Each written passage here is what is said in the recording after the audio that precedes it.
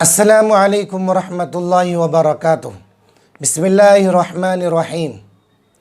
आज बालों के आदाब और बाल रखने का सुन्नत तरीक़ा, इसका मुज़ाकरा होगा।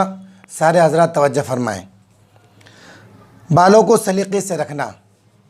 आप सल्लल्लाहु अलैहि वसल्लम ने इरशाद फरमाया कि जिसके बाल हो उसे चाहिए कि उसका इकराम करे, यानी बालों को सलीक़े से रखे। सर के बालों में तेल लगाना। आप सल्लल्लाहु अलैहि वसल्लम कसरत से सर में तेल लगाते और दाढ़ी में पानी से कंघा करते, कभी कभी कंघी करते रहना। हज़रत अब्दुल्लाह बिन मुग़फ़ल रज़ियल्लाहु तआला अन्हु फरमाते हैं कि आप सल्लल्लाहु अलैहि वसल्लम ने बिला नगा कंघी करने से मना फरमाया है। कभी कभी कर लेना।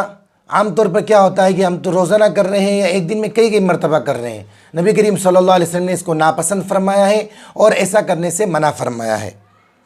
कंघी करने में दाहिनी तरफ से इब्तिदा करना। आयशा सिद्दीक़ा रज़ियल्लाहु तआला फरमाती हैं कि आप सल्लल्लाहु अलैहि वसल्लम हर उमूर में, तमाम खैर के उमूर में दाहिनी तरफ से इब्तिदा करने को पसंद फरमाते थे। दरमियान में मांग निकालना। आप सल्लल्लाहु अलैहि वसल्लम अपने बालों को बेमांग छोड़ देते थे और मुशरिकीन अपने सरों के बालों की मांग निकाला करते थे और अहले किताब सरों के बालों की मांग नहीं निकाला करते थे। और अल्लाह के रसूल सल्लल्लाहु अलैहि वसल्लम उन चीज़ों में जिनमें कोई हुक्म नाजिल ना हुआ हो, अहले किताब की मुवाफ़क़त को पसंद फरमाते थे। फिर अल्लाह के नबी सल्लल्लाहु अलैहि वसल्लम ने मांग निकालना शुरू कर दिया। गाहे गाहे यानी कभी कभी बड़े बाल सुन्नत के मुवाफ़िक़ रखना। सर के कुछ बाल बड़े और कुछ छोटे रखना दुरुस्त नहीं है। हज़रत अब्दुल्लाह इब्न उमर रज़ियल्लाहु अन्हु फरमाते हैं कि आप सल्लल्लाहु अलैहि वसल्लम ने क़ज़ा यानी कुछ बाल छोटे और कुछ बाल बड़े रखने से मना फरमाया है। नबी करीम सल्लल्लाहु अलैहि वसल्लम से कई तरीके से बाल रखना साबित है। बिल्कुल साफ़ नबी करीम सल्लल्लाहु अलैहि वसल्लम ने पूरे बाल को भी साफ़ किया, कानों के लो तक भी रखा, उससे नीचे भी रखा, उससे नीचे भी रखा। लेकिन कहीं से छोटे रखना, कहीं से बड़े रखना, नबी करीम सल्लल्लाहु अलैहि वसल्लम ने ऐसा बिल्कुल नहीं किया और ऐसा करने से मना भी किया, इसको नापसंद फरमाया है। बाल के कतराने या मुंडवाने में दाहिनी तरफ से इब्तिदा करना। हज़रत अनस रज़ियल्लाहु अन्हु फरमाते हैं जब नबी करीम सल्लल्लाहु अलैहि वसल्लम ने जमरा उक़बा की रमी कर ली तो अपनी क़ुरबानी ज़बह की। फिर हलक की गर्ज से पहले अपने सर की दाएं जानिब हलक करने वाले के सामने पेश फरमाई। उसने उस जानिब का हलक किया, यानी बाल साफ़ किए। आप सल्लल्लाहु अलैहि वसल्लम ने वो बाल हज़रत अबू तलहा अंसारी रज़ियल्लाहु तआला अन्हु को दिए। फिर हलक करने वाले पर सर मुबारक की बाएं जानिब पेश की। उसने उस हिस्से का हलक किया। आपने वो बाल भी अबू तलहा को देकर फरमाया, इनको लोगों में तकसीम फरमा दो।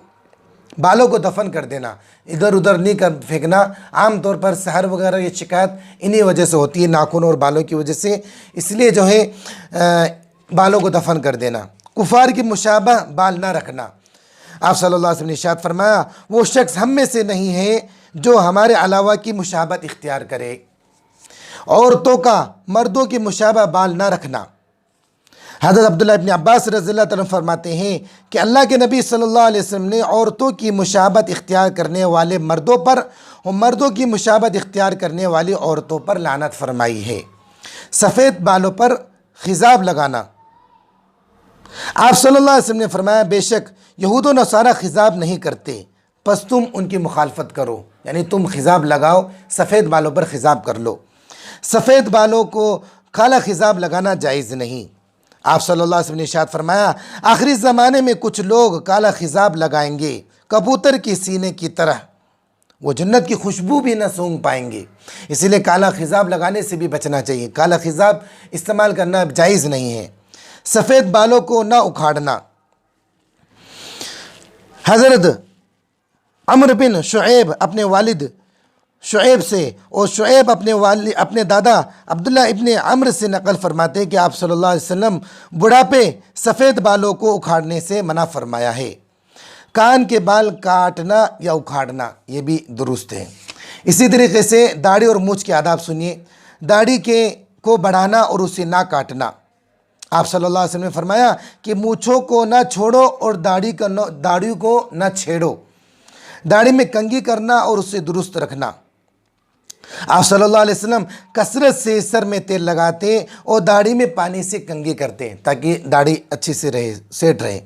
आईना देख कर दाढ़ी दुरुस्त करना। हज़रत आयशा सिद्दीक़ा रज़ियल्लाहु तआला अन्हा फरमाती हैं कि आप सल्लल्लाहु अलैहि वसल्लम अपनी दाढ़ी दुरुस्त करते वक्त आईने में देख लिया करते थे। तो आईना इस्तेमाल कर सकते हैं, आईना देख सकते हैं। आईना देखते वक्त ये दुआ पढ़े, अल्हम्दुलिल्लाह अल्लाहुम्मा कमा हसन दखलक़ी फ़हसिन खुलक़ी।